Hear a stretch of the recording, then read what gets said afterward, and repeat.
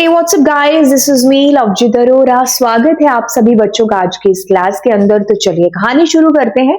Last class में मैंने आपको यहाँ तक छोड़ा था और उस क्लास में मैंने आपको बोला था कि भाई इसका आउटपुट आप मुझे नीचे कमेंट सेक्शन में बताएंगे, जिसको मैं अगली क्लास के अंदर बताने वाली हूँ। जी हाँ, बिल्कुल, अब वो समा आ चुका है जिसका आपको इंतजार है।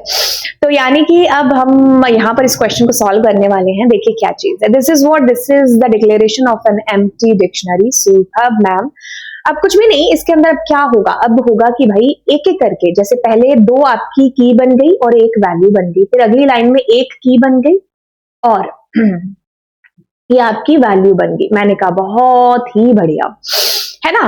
अब आप क्या कर रहे हो, अब आप यहाँ पर इस चीज को देखो, सिर्फ और सिर्फ इस चीज को। सिर्फ इस चीज का मतलब ये है कि आपके पास ये है डेटा। मैंने कहा बहुत ही बढ़िया है, ये आपके पास डेटा है। अब इसमें 0 और 1, यानी कि मैं इसकी बात कर रहे हो, तो यानी कि अब हम किसको एक्सेस कर रहे हैं, 3 को एक्सेस कर रहे हैं। That's it. तो आपका आंसर जो आना है वो आपको पता चल गया, यानी कि 3 आएगा हमारे पास, हम 3 को एक्सेस कर रहे हैं। That's it. ओके, चलिए अब आगे फॉरवर्ड मूव करते हैं। देखिए क्या चीज है। अब मैं आज की क्लास में आपको बताने वाली हूं कैसे आप डिलीशन ऑपरेशन है जो परफॉर्म कर सकते हैं डिक्शनरी के केस में। ठीक है, तो डिक्शनरी के केस में आपके पास डेल कीवर्ड का इस्तेमाल हो सकता है, आप पॉप का यूज कर सकते हैं। कब पॉप आइटम और कब क्लियर का यूज है जो होगा, तो इन तीनों की डेफिनेशन तो यहाँ पर लिखी हुई है, बट मैं एक बार आपको प्रैक्टिकल करके बताती हूँ ताकि आप जो है इसको भी समझ पाओ कि ये क्या लिखा हुआ है। ठीक है, इसको मैं बाद में आपको एज ए रिवीजन बताऊंगी। मैं एक काम करती हूँ, मैं यही डिक्शनरी कैच कर लेती हूँ, है ना। ठीक है, so this is your dictionary. Super ma'am. अब क्या करते हैं, अब हम यहाँ पर सबसे पहले डेल कीवर्ड का इस्तेमाल करते हैं। अब मैं उसमें अपनी डिक्शनरी लेती हूँ, अब मैं उसमें अपनी की डालती हूँ। ठीक है, अब मैं क्या करती हूँ, उस डिक्शनरी को प्रिंट करा देती हूँ। ठीक है, मैंने क्या किया, डिक्शनरी लिया, डेल कीवर्ड का इस्तेमाल किया और आपने क्या पाया कि भाई वो जो की वैल्यू का, देखो डिक्शनरी बिना की वैल्यू पेयर के, मतलब डिक्शनरी के अंदर ना आप की को वैल्यू के बिना मतलब इमेजिन नहीं कर सकते और वैल्यू को की के बिना इमेजिन नहीं कर सकते, क्योंकि ये की वैल्यू का पेयर ही है इसके अंदर एक आइटम। ठीक है, तो ये आएगा, ऐसा नहीं हो सकता कि आप की डिलीट कर दो वैल्यू ना रहे, वैल्यू डिलीट, ऐसा नहीं हो सकता। ठीक है, गोली बजेगी तो दोनों के बजेगी।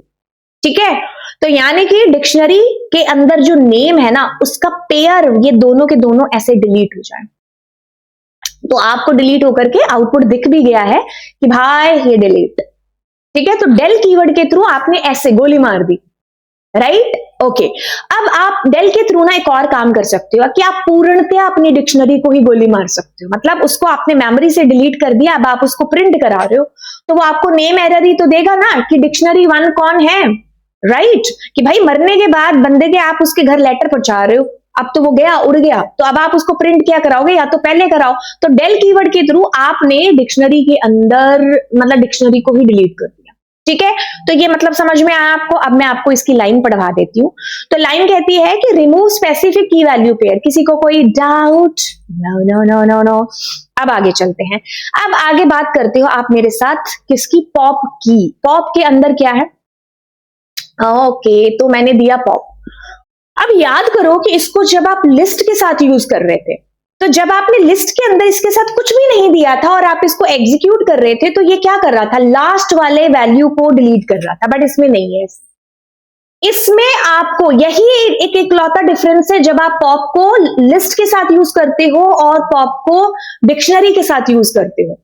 तो पॉप को अगर आप लिस्ट के साथ यूज कर रहे हो, आप उसमें कुछ नहीं दे रहे हो, तो वो लास्ट वाली वैल्यू को डिलीट करेगा। बट यही सेम केस जब आप डिक्शनरी के साथ अप्लाई करते हो, तो ये आपको एरर दे देगा। एरर का नाम है टाइप एरर, क्योंकि ये कहता है कि आपको इसके अंदर कोई ना कोई वैल्यू जरूर है जो, सॉरी, की है जो देनी पड़ेगी।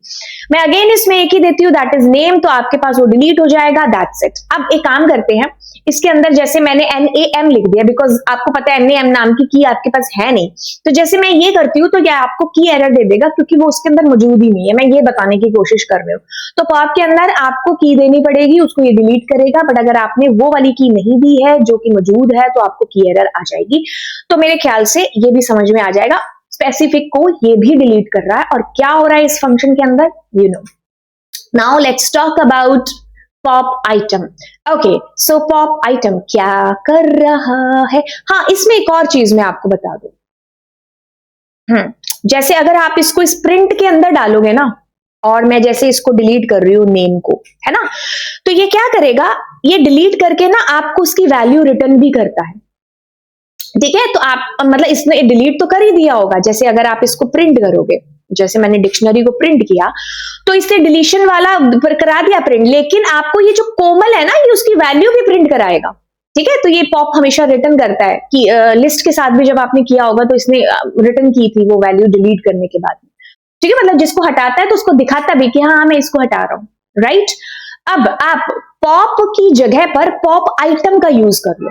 आप पॉप आइटम जब यूज करोगे ना, पैरामीटर में आपको कुछ नहीं देना है, it should be empty.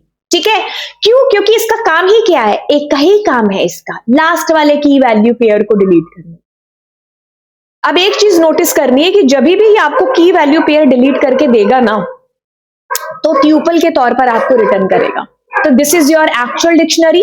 The work of this function is only to just remove the last key value pair, और वो रिमूव करके आपको रिटर्न करेगा ट्यूपल के अंदर, right. I hope this is clear to you. अब आते हैं क्लियर पर। कुछ भी नहीं यार, क्लियर का काम क्या है, क्लियर करना सब कुछ। तो क्लियर जैसे ही किया, आपकी पूरी की पूरी डिक्शनरी के अंदर सब कुछ साफ हो जाएगा। ये नन आपको इसलिए हो रहा है क्योंकि आपको इसको प्रिंट में यूज नहीं करना चाहिए था। रीजन क्या है कि ये कुछ आपको रिटर्न नहीं करता है। आप इसको ऐसे खाली यूज करोगे, देन आप डिक्शनरी प्रिंट करोगे, तो मतलब डिक्शनरी मेमोरी में एग्जिस्ट कर रही है, बट उसके अंदर की सारी आइटम्स डिलीट हो चुकी हैं। ठीक है, ये बिल्कुल ठीक वही है कि घर है, घर के अंदर सामान नहीं है, बट जब आप डेल का यूज कर रहे थे तो घर ही उड़ा रहे थे, डिक्शनरी मेमोरी से उड़ रही थी। See the difference between del और क्लियर के बीच में। डेल के थ्रू पूरी डिक्शनरी मेमोरी से उड़ रही थी, उसकी कोई एग्जिस्टेंस नहीं थी मेमोरी के अंदर। But when you are using clear function, it means it's clear कि आपके पास मेमोरी के अंदर डिक्शनरी मौजूद है, बट आइटम्स उसके अंदर की सारी डिलीट हो चुकी है, खाली हो चुकी है डिक्शनरी। तो खाली डिक्शनरी आपको यहां पर प्रिंट हो रही है। This is the use of clear function. I hope ये चीज आपको पूरे तरीके से क्लियर हो गई होगी, है ना? हाँ, है ना? ठीक है, तो समझ में आ गया। अब आगे चलते हैं। देखिए क्या चीज है, using del keyword. Del keyword आप यूज करते हो जब आप रिमूव करते हो। भाई चुप हो जा, हाँ बच्चे पढ़ रहे हैं, डिस्टर्ब मत करो तुम। हाँ ठीक है, del keyword is used to remove a specific key value। हाँ जी मैम, ठीक है, पेयर को डिलीट करेगा, पता है ना, आपने बता दिया। पॉप आपको देना है वैल्यू, वो उसको डिलीट करेगा, ठीक है, और रिटर्न भी करता है क्या, उस वैल्यू को, है ना, वैल्यू को करता है। इसे कुछ और की वैल्यू एरर आपको आ जाएगी जब वो एग्जिस्ट नहीं करेगा। And pop item, it removes the last key value pair को रिमूव करेगा, ठीक है, और ये आपको रिटर्न भी करता है क्या, ट्यूपल के अंदर की वैल्यू पेयर, है ना।